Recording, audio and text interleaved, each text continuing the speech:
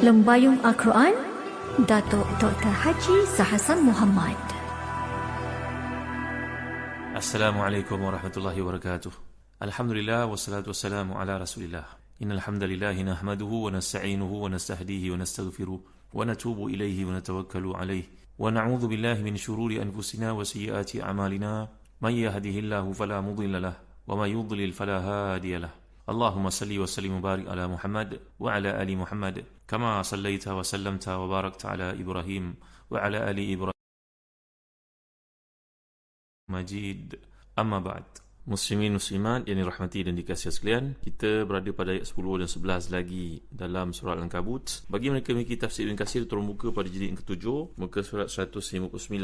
A'udzubillahi minasyaitonir rajim. Wa minan nasi man yaqulu amanna billah fa idza udhiya fillahi ja'ala fitnatan nasi ka'adzabillah wa la in jaa'a nasrun min rabbika la yaqulunna inna kunna ma'akum awalaysa الله بأعلم بما في صدور العالمين وليعلمن الله الذين آمنوا وليعلمن المنافقين. صدق الله العظيم. Dan ini adalah manusia yang berkata, kami beriman kepada Allah, maka bila dia disakiti kerana dia beriman kepada Allah, dia menganggap fitrah manusia itu sebagai azab Allah. Dan sungguh jika datang pertolongan di Tuhanmu, mereka pasti akan berkata, sungguhnya kami adalah bersertamu. Bukankah Allah lebih mengetahui apa yang ada dalam dada semua manusia? Dan sungguhnya Allah benar-benar mengetahui orang-orang yang beriman, dan sungguhnya dia mengetahui orang-orang yang munafik. Jadi dalam kuliah yang lalu telah saya huraikan kepada tuan-tuan pandangan Ibnu Abbas radhiyallahu anhu berkaitan dengan manusia yang bila berlaku fitnah kepada mereka, dan telah berulang kali kita ceritakan tentang perbezaan maksud fitnah yang ada dalam bahasa Arab dengan apa yang difahami oleh sebahagian daripada kita dalam kerangka kefahaman bahasa Melayu. Kata Ibnu Jauzi dan tafsirnya Zadul Masir bahawa berkenaan dengan iftitan yang berlaku kepada manusia bila beriman dalam rangka mereka mencari keimanan kepada Allah SWT ni berlaku dengan beberapa bentuk. Yang pertama, ahaduha annaha nazalat fil mu'minin alladhina akhrajahum al-musyrikun ila badr fartaddu. Rawahu Ikrimah an Ibn Abbas radhiyallahu anhuma. Iaitu yang pertama mengatakan bahawa maksud iftitan yang berlaku kat sini dalam konteks beragama ni, ia berlaku kepada sebahagian kaum mukminin yang telah pun dihalau keluar oleh kaum musyrikin dalam perang Badar. Mereka masih lagi duduk di Mekah dalam keadaan mereka Islam, mereka belum berhijrah ke Madinah, maka meletus perang Badar, maka umat musyrikin telah pun dikalahkan oleh Nabi dan juga para sahabat. Maka apa yang berlaku sebab itu, mereka telah mengusir orang beriman di kalangan mereka, orang Islam yang ada di Mekah. Jika mereka nak kekal di Mekah, maka mereka kena murtad. Maka berlakulah kemurtadan di situ. Yang kedua,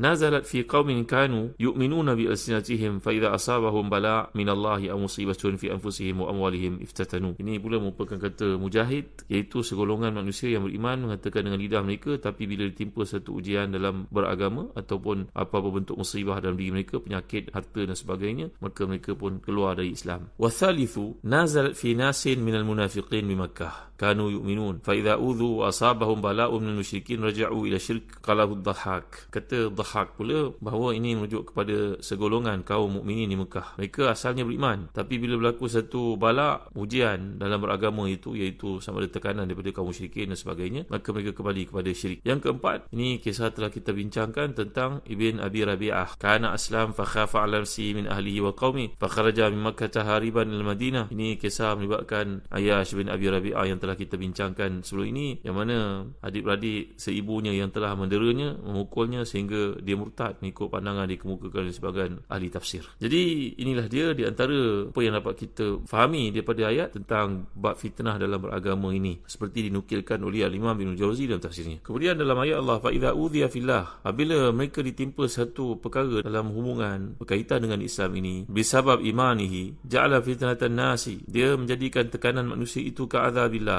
Dia menganggap bahawa apa yang menimpanya itu seperti satu azab daripada Allah SWT. Itu sebab tuan-tuan dimuliakan sekalian, antara doa yang sangat penting untuk kita amalkan dalam ujian beragama ni. Masalah yang kita lalui kadang-kadang terlalu terpengaruh sebahagian daripada kita melihat perkembangan kebendaan yang berlaku keliling kita oleh manusia yang berjaya, pencapaian mereka, dan sebahagian mereka yang dikagumi oleh masyarakat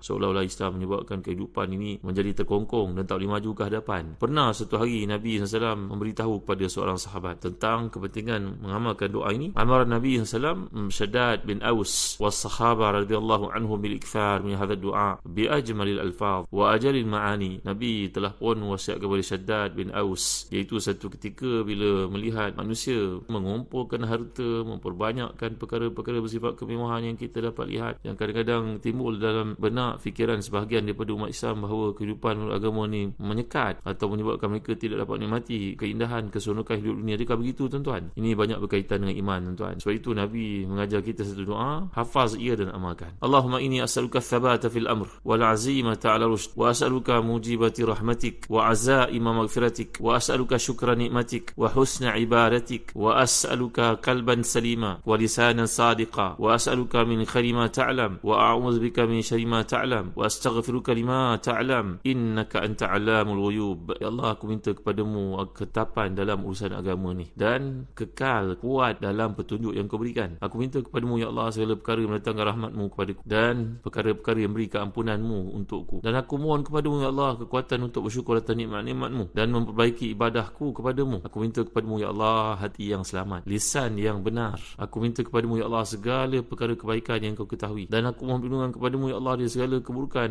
terhadap perkara-perkara yang kau ketahui, dan aku mohon perlindungan kepadamu ya Allah terhadap semua perkara yang kau ketahui. Wastaghfiruka lima ta'lam, aku mohon keampunanmu ya Allah dalam segenap perkara yang kau ketahui. Innaka anta 'alamul ghuyub, sungguhnya engkau ini maha mengetahui perkara-perkara gaib. Ini doa dapat kita lihat dalam Musnad Ahmad, Nasa'i, Baihaqi, riwayat yang begitu banyak oleh para ulama hadis dengan sanad yang sahih, iaitu Nabi mengatakan kepada Shaddad bin Aus ini, sahabat yang mulia ni, apabila idza tanazan nasu ad-dananira wad-darahima faktanizu al-kalimat, apabila engkau melihat manusia memperbanyakkan harta, dinarnya, dirhamnya, maknanya merujuk kepada kekayaan lah, maka banyakkan olehmu mengucapkan kalimah ini, mendoakan kepada Allah SWT supaya kesejahteraan yang kamu peroleh itu mengatasi apa yang mereka banding bezakan, yang mereka bangga-banggakan. Allahumma inni as'aluka thabata fil amr wal azimata ala rushd wa as'aluka mujibati rahmatik wa azaima maghfiratik wa as'aluka syukra ni'matik wa husna ibadatik wa as'aluka qalban salima wa lisanan sadiqa wa as'aluka min khairi ma ta'lam wa a'udzu bika min syarri ma ta'lam wa astaghfiruka lima ta'lam innaka anta 'allamul ghuyub. Maka dalam ayat ini boleh kita lihat fitnah yang berlaku dalam kehidupan sebagian manusia, memesongkannya atau membantutkan niatnya untuk menjadi orang beriman, menghalangnya untuk mengikuti petunjuk daripada Allah SWT. Kerana pandangan singkatnya yang dangkal itu mengakibatkan dia membuat ukuran ujian di dunia ni lebih kuranglah ujian ke akhirat. Tak apalah kalau dah kena ujian kat dunia, ke akhirat bersama. Dia bayangkan begitu, bahawa dia membayangkan dia boleh dapatkan sayang Allah SWT di akhirat nanti, ataupun keimanan dalam dirinya itu begitu nipis sehingga dia merasakan tak mengapalah daripada kena ujian ini, baiklah kita ikut mereka daripada ditimpa satu musibah tekanan yang berlaku daripada puak musyrikin, seperti dapat kita lihat dalam pandangan ahli tafsir ini. Kemudian datang ayat berikutnya, iaitu pada ayat yang ke-12 dan 13. A'udzubillahi minasyaitanir rajim. Wa qala alladhina kafaru lil ladzina amanu tabi'u sabilana wal nahmil khatayakum wa ma hum bihamilin min khatayahum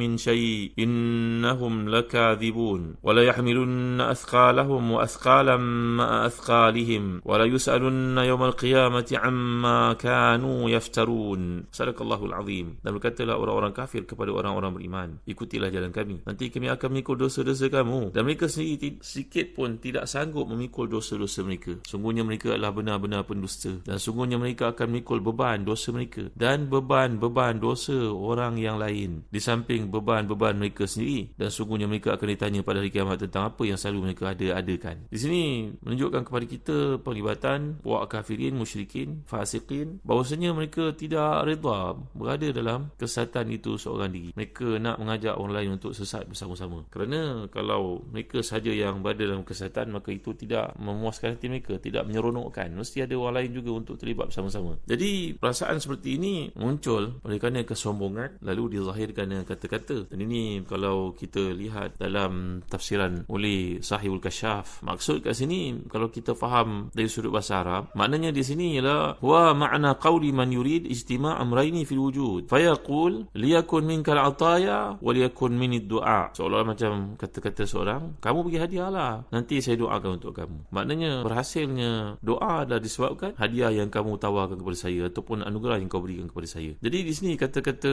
pemimpin ataupun golongan yang sesat ini, yang nak orang lain pun sesat bersama dengannya, walaisa huwa fil haqiqati amru talabin wa ijab. Ini bukanlah satu paksaan, tapi kamu jangan bimbanglah seolah kata-kata seperti itu yang penuh dengan kemesraan, dengan ajakan untuk melakukan perkara-perkara maksiat ini, dengan anggapan bahawa nanti di akhirat kamu usah fikirkan beban dosa kamu, aku yang akan tangguh, kamu ikut je, akhirat nanti tahulah aku jawab di hadapan Allah Subhanahu Wa Taala. Apakah puak ini, golongan ini menyangkakan semudah itu mereka akan dapat membuat perhitungan di depan Allah Subhanahu Wa Taala di akhirat nanti? Sedangkan kalau kita lihat dosa yang mereka pikul, yang mereka adakan, kesalahan mereka pun mereka tak mampu nak pikul di akhirat nanti. Maka sebenarnya dalam satu hadis Nabi SAW ada menjelaskan tentang perkara ini. Waja'a fil hadis tafsiru haza. Dalam tafsir Zajjaj, Al-Imam Az-Zajjaj membawakan annahu man sanna sunnata zulmin aw man sanna sunnatan sayyi'atan fa alaihi ithmuha wa ithmu man 'amila biha min ghairi an yanqus min auzarihim syai'. Di akhirat nanti orang yang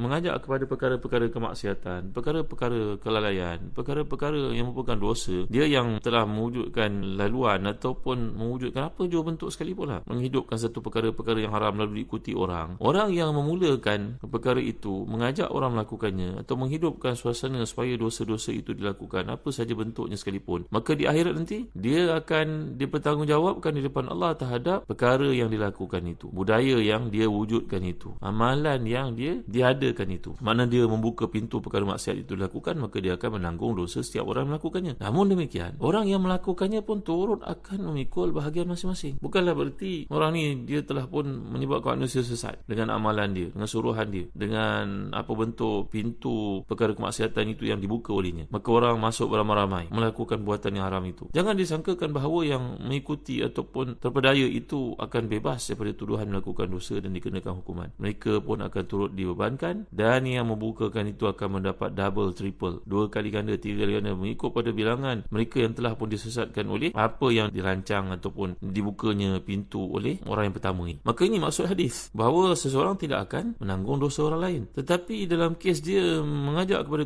keburukan dan kemaksiatan itu dan dosa-dosa itu, dia telah buka pintu, dia akan dipertanggungjawabkan di depan Allah Subhanahu Wa Taala. Berpanduan kepada hadis, man sanna sunatan sayyi'atan fa alaihi ithmuha wa ithmu man 'amila biha la yanqus min auzarihim syai'. Siapa yang memulakan satu perkara kejahatan diikuti orang, maka dia akan dipertanggungjawabkan di atas kesalahan orang itu terhadap apa yang dilakukan olehnya. Mungkin satu perkara yang berkaitan bila Nabi SAW menyatakan permulaan penyembahan berhala oleh kaum musyrikin Arab adalah disebabkan oleh seorang bernama Amr bin Luhai Al-Khuzai, yang mana beliau ni telah pun pergi berdagang ke negara Syam dan melihat bagaimana golongan musyrikin di sana menyembah patung berhala. Dia membawa pulang patung berhala itu ke tanah Arab, dan dialah yang telah memulakan peribadatan syirik kepada Allah SWT berupa patung berhala yang mereka sembah itu. Maka Nabi telah menyatakan, aku melihat ini manusia Ibn Luhai ini telah pun diasak dalam api neraka dalam keadaan ususnya, perutnya seperti terburai dalam neraka Allah Subhanahu Wa Taala. Menarik ususnya yang panjang dalam neraka itu kerana dialah yang mula-mula mensyariatkan, membawa perkara kesesatan itu dalam amalan orang-orang Arab, iaitulah penyembahan berhala. Maka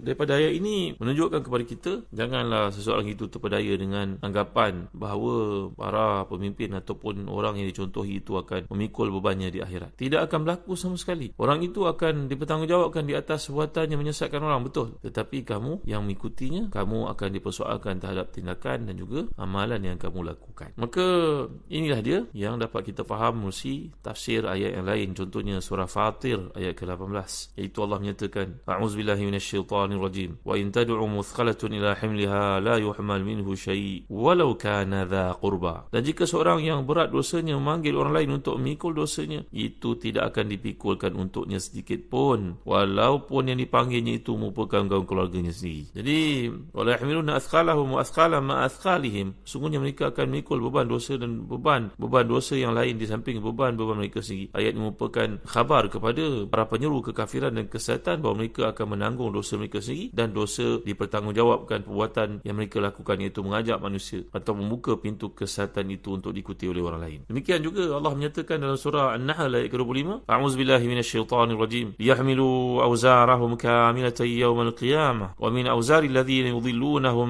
bighairi ilm. Ucapan mereka menyebabkan mereka memikul dosa-dosanya dengan sepenuhnya pada hari akhirat, dan sebahagian dosa-dosa golongan yang mereka sesatkan yang tidak mengetahui sedikit pun bahawa mereka telah disesatkan. Jadi demikianlah perhitungan di sisi Allah Subhanahu Wa Taala, bahawa jangan sesiapa pun di kalangan kita yang menyangkakan bahawa akhirat nanti akan ada orang lain untuk cover diri kita terhadap dosa-dosa yang pernah kita lakukan mengikutinya. Tidak. Orang itu akan dipertanggungjawabkan terhadap pintu kesesatan yang dibuka dan dia taja. Kamu yang mengikuti pun akan dipersoalkan dan dihukum di atas mengikutnya kamu akan mereka yang saat itu. Jadi apa yang dapat kita fahami daripada bahagian ini, seperti apa yang disebut dalam tafsir Munir sebagai contohnya, iaitu tema bahagian hari ini menceritakan bentuk-bentuk ataupun format ujian yang berlaku dalam kehidupan seorang mukmin di atas prinsip orang beriman itu diuji dan orang kafir pun akan menerima hukuman. InsyaAllah saya akan huraikan perkara ini dalam kuliah akan datang, 3 tema yang berkaitan. Wallahu a'lam. Wa sallallahu ala sayyidina Muhammad wa ala alihi wa sahbihi wa baraka wasallam. Walhamdulillahi rabbil alamin. Wa barakallahu fikum. Wassalamu alaikum warahmatullahi wabarakatuh. Rasa kecewa